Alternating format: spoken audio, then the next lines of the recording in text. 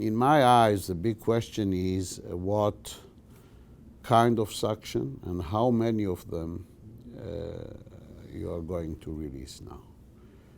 And I think it should be a real minimum. And as I heard yesterday, President Obama, that's exactly what he said, that it's only going to be a minimal change, and it should go side by side. If they stop the process, then you take some of the sanction out. If it's you move to another step, take the other sanction, but not to give a message that it comes from a position of weakness.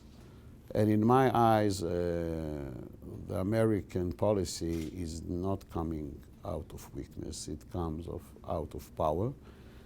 And I really would like to mention, it's not only the pressure of Israel on America that encouraged them to move on with this process with Iran.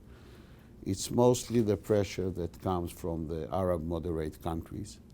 The threat on Saudi Arabia and the Gulf countries is much higher than the threat to Israel, and so is the European countries, I mean the allies of America. So I think that the American policy is a policy of wisdom.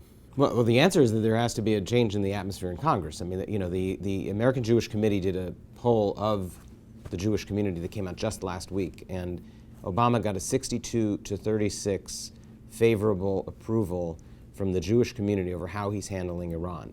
The mix of sanctions and diplomacy with the threat of force is exactly the right mix, and it's exactly the right strategy. And the goal is shared, which is a non-nuclear weaponized Iran.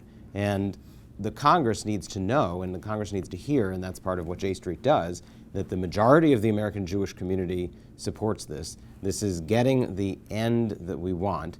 The international community is in favor of it, and we have to change the messages that Congress is getting. Big lobbying battle? I think it does. I mean, Congress needs to hear not only from the Jewish community, from the broader, American community that's concerned with these policies, that the right direction for us to be going in is towards a diplomatic resolution of the underlying conflict and not a deepening of the tensions that unravels the whole regime that got us where we want to be.